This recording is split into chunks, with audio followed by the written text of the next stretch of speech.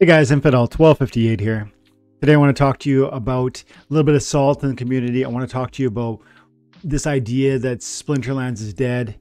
People continue to say this stuff, and they've said it for months. They've said it for years. They said it about Bitcoin for years and years, for a decade now.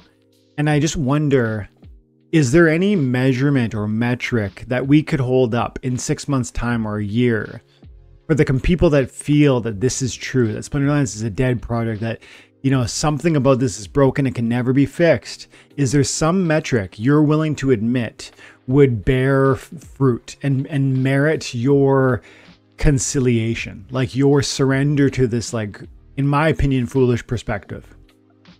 I'm not going to try and convince you today, but I do want to kind of almost outline some of the concerns that I personally see with some of the forecasts and the hope I see. And I want to invite constructive feedback on what would sustain us, what would be success over the next 6 months or a year in Splinterlands.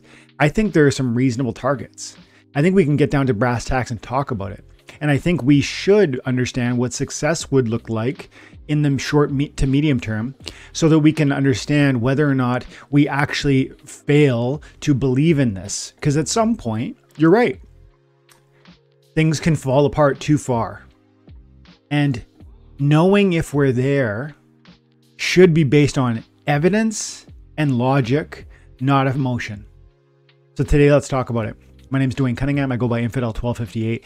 If you're new to my channel, I cover Splinterlands, but I also cover other blockchain-based video games because I really believe that NFTs and blockchain coming to video games is revolutionary for a video game experience, because you can literally be rewarded for your time and attention.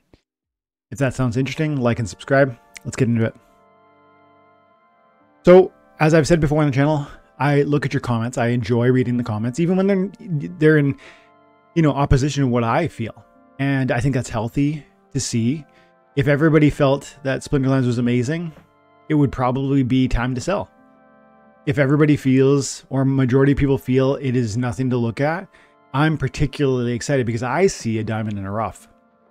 But you need to, it's one thing to feel confident about what the project is, and another thing to have a confidence about what it could be. And both of those can be logically determined based on certain considerations. And so what I'm saying is, to the non-believer and the believer, let's talk about a few things that could be targets in the next 6 months or a year that should be grounds for either growth in our confidence or a diminishment of our confidence. Even for a guy who's been here for years, there are metrics that would break my confidence. What are they? Let's talk about it. First of all, I want to read a comment, a couple comments. So I did a video yesterday about the Great Burning 2.0, which is coming in like the middle or the beginning of 2024. Matt says so in this video from the Splinterlands town square. And I clipped part of it to give my thoughts on what Matt has to say. So if you're interested, go check out that video. But also he talks about the interconnected nature of Splinterlands assets. And I'm particularly bullish about this game, because I think the economy was planned in a very wise way. SPS, DC, cards, all of it's so interconnected. Land is going to exacerbate some of the supply issues, or create, you might say, create supply issues. And that tightening of supply can be an absolute impact to price. And one link to another, I think there's real hope there. But that's just vague generality. That I can see how you might hear that and say it's just opium, as Buddy here says. Let's see.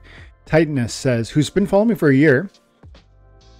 I mean, thank you for subscribing. Thank you for commenting.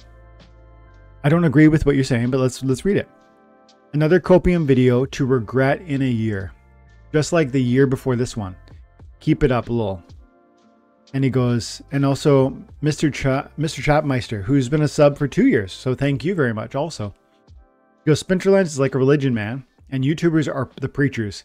When you say something enough times, you start to believe it. Every new lows, and this guy and these guys, I guess, are thinking in buying every new lows, and these guys are thinking about buying packs. I guess the comment is saying, like, we're at all-time new lows. I think that must be what we're at the low of lows, and you're talking about buying packs. I don't want to convince you guys that you're wrong. I just want to pose the challenge. What is your feedback? You feel my tone, you feel my words are based on emotions. You are saying that I'm not being logical. You're saying that I'm just producing copium. You're saying that I'm unrealistically bullish, right? I'm trying to be fair here, but your tone is saying something about the lack of realism in my perspective.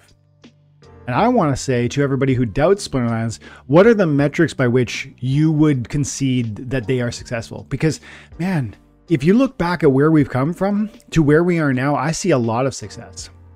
Growth from hundreds of players to thousands of real players. And, you know, massive growth in the market cap. SPS was launched and is largely distributed. It's not fully distributed, but largely distributed into a decentralized sense. Not perfectly decentralized, of course. There are big whales who hold disproportionate bags, and some people don't love that about any sort of coin. They feel that creates centralization. But centralization is always a spectrum, always, with every coin you might be interested in. And then the DAO is being implemented. We're seeing real governance happening through it. Even though it's happening from the decentralized sense of Splinterlands allowing it to happen, you have to agree that we're growing in sort of that decentralized nature. We've had pack after pack issued and sold, even Chaos Legion, which people complain there were too many of. Man, we sold, I think, 12 million packs. Yes, a lot of them had to be discounted, etc. So I'm not saying, you know, that was a resounding success, but if you look at 12 million packs being sold, even though the price now is like less than $1, I get it. You're saying the prices have fallen, but man, we moved a lot of units. And what would it take for you to now feel that you're mistaken?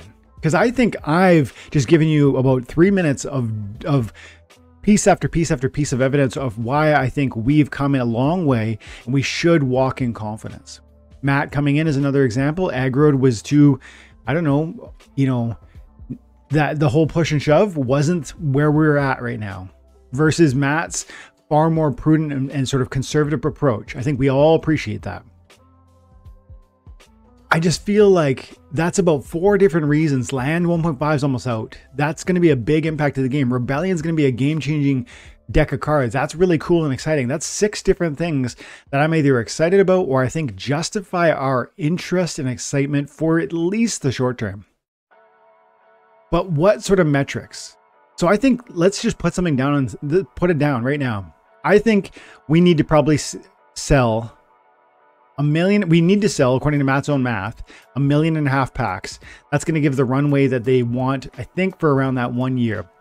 What that would look like for anybody who's keeping track, you're talking about 1.5 million packs, and you're talking about $4 US a unit. It's actually maybe $3.60 a unit.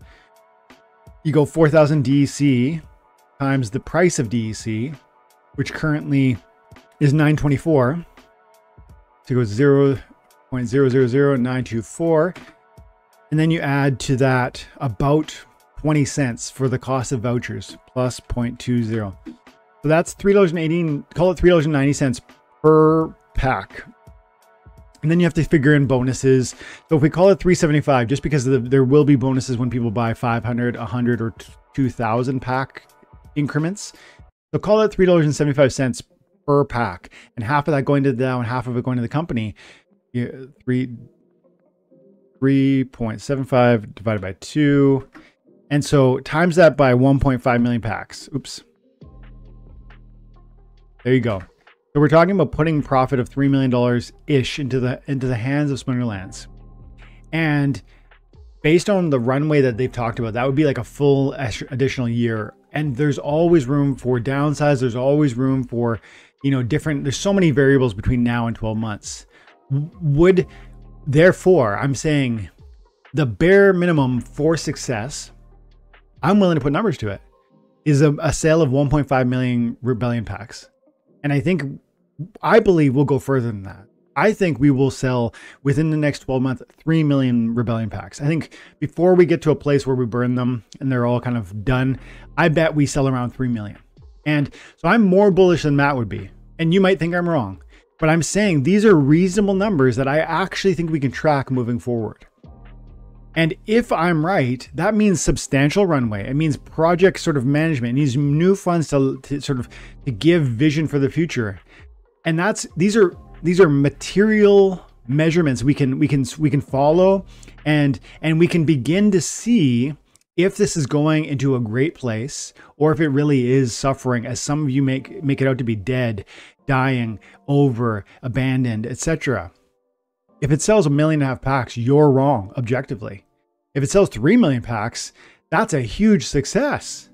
If it sells more than that, I mean, wow, I'd be blown away. And most of you think I'm overly zealous. This is one example, but there's more. Land is launching soon. Most people seem to think we're gonna get around the 40%, 20 to 40% of land plots activated. I think if we do better than 40%, that's a resounding success. So based on sort of average DC prices, or sorry, DC staking into land, I think we can easily expect around 1 billion DC to be put into land, either from time crystals, card staking, etc. Those are measurements I'm going to be watching. How many plots are activated, how much DC is buried into the land, how many rebellion packs are sold. These are metrics and measurements that you actually can and should track, because these are going to be basically, this is going to form a basis of ongoing opinion that's going to speak into whether or not you should continue to be bullish about Splinterlands. If you are bullish, should you continue to be? If you're not, should you become? And what I often hear from commenters is nothing like that. There's no thoughtful analysis of the player-based growth. There's just a sarcastic, inflammatory comment. And that's okay. You're allowed to feel however you want about this game. You don't need to love it. I don't even care if you love it, but I do. And I've been here for a long time, and I've seen these things run in cycles, and many of you haven't. And yet you come in the moment like this and you feel the emotional response of a bear market. And you say things like that last commenter, which I read, which was like, you're going to buy packs at all-time lows. These guys are thinking about buying packs. What's funny about that? Like, I wish you would see the exact opposite of your point. You're saying things are at such a low, I would never buy. And most people who make money say the exact opposite thing. And I'm not saying Rebellion is going to be this amazing opportunity that's going to sell for $4 and to you, and then you're going to go and flip it for 8 in the impending days or weeks. I've never said that about Splinterlands, about any part of this. I've always said this is a game that's going to provide you trivial rewards that accumulate meaningful over a long enough time horizon. That's a totally different pitch than I think maybe some people were hoping for. And I appreciate you guys commenting. I appreciate you guys subscribing for as long as you have. I hope this comes across in the way it's meant. What I'm inviting you to do is to actually consider what sort of metrics would mean success to you, because tangible ways of measuring it are possible, and you should. And those of us who are super sold out for this, similarly, formulate your own ideas of what would constitute success and hold the company to it. If in 6 months we don't move even 1 million Rebellion packs, that's a point of concern for me. Doesn't mean I would suddenly take X action or Y action. I'm saying that's a point of concern, and I consider concern regularly, and I weigh it against opportunity, because any sort of investment of anything, and this is an investment because it's $50,000 of my money, maybe it's more like 40 now, of my money in a game that I think will appreciate. So that's an investment. Risky though it may be, I'm willing to hold that investment and its risk because I see opportunity tied to that risk. If there were no risk, there would be no future opportunity for reward. Because anything that's so stable it is without risk has no future upside potential. I hope you're tracking with me on that, and I hope you see the value in this thought exercise of exploring what are the measurements of success for you in this game or anything else, whether it's the S&P 500 or whether it's gold and silver. In the next 6 months, what are the targets you would imagine should be hit for the thing you love investing in, you love holding value in? Because if you're not looking at the investment in that respect, I'm not sure how one could possibly formulate an opinion about whether it's going the right way It's whether it's going well or whether it's doomed. And so thank you for your time and attention. Thank you for the comments. I appreciate you guys, and I hope you have an amazing day. God bless.